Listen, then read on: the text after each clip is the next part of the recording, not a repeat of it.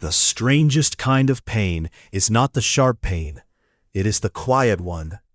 It is the ache that shows up when the house is finally still, when the screen goes dark, when the conversation ends, and something inside you whispers, "Is this it?" You can have good things and still feel hollow.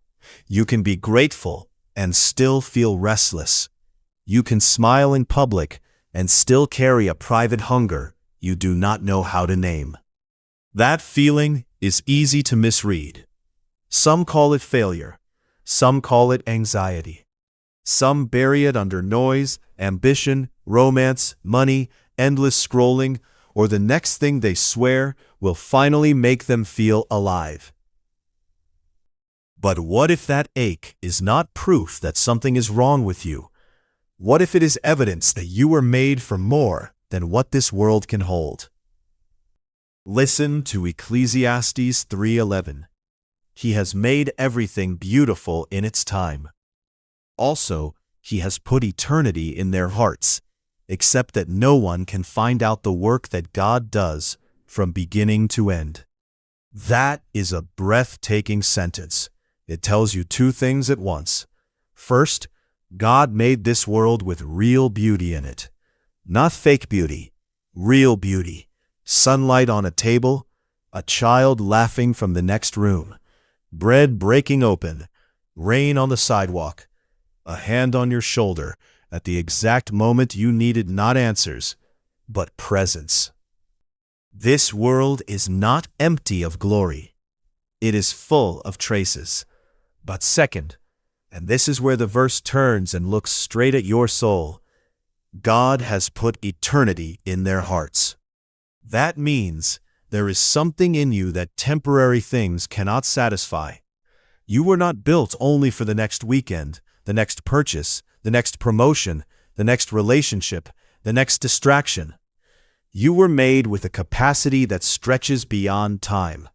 You carry an inward awareness that this life, as precious as it is, cannot be the whole story. That is why even beautiful things can leave you aching. Not because they are bad, because they are not ultimate. They are gifts. They are not God. A sunset can move you, but it cannot keep you.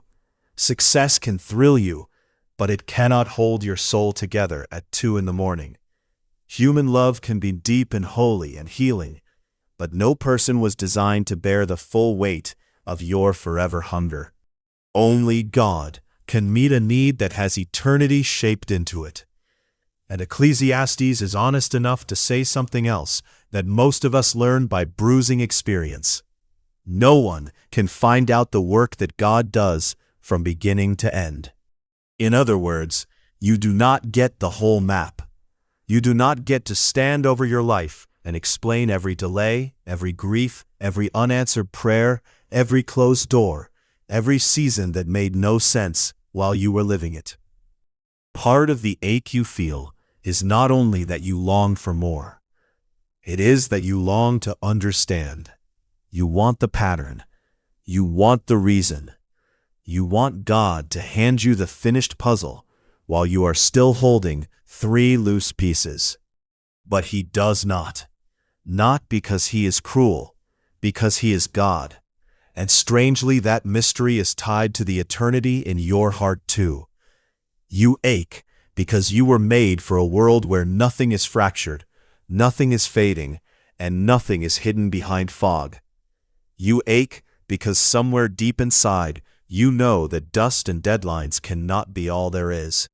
That restlessness can become a mercy if it drives you to the right place, not deeper into distraction, not into cynicism, not into numbing yourself until your soul goes quiet. Let it become a signpost. Your dissatisfaction with earth at its best may be one of the clearest clues that you were made for heaven, made by God and made to know Him.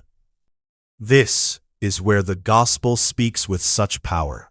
The Bible does not tell you to crush that longing or pretend it is weakness. It tells you where that longing leads.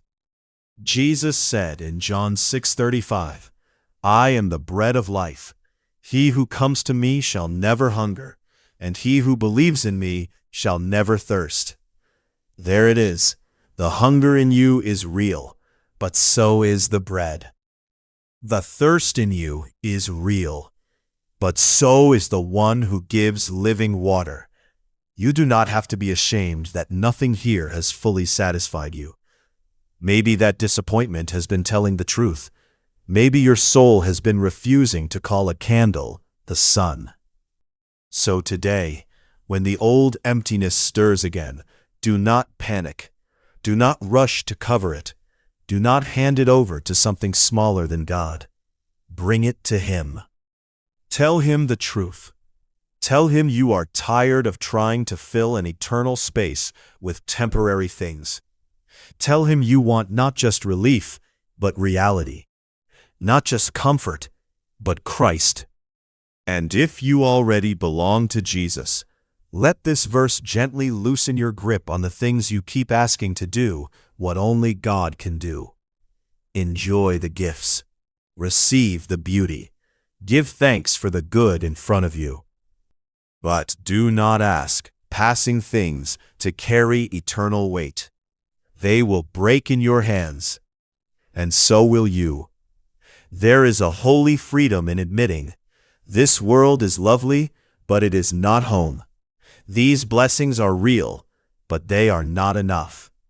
My heart is restless, and that restlessness is not my enemy if it leads me back to God. So carry this with you today. That ache in your chest may not be emptiness after all.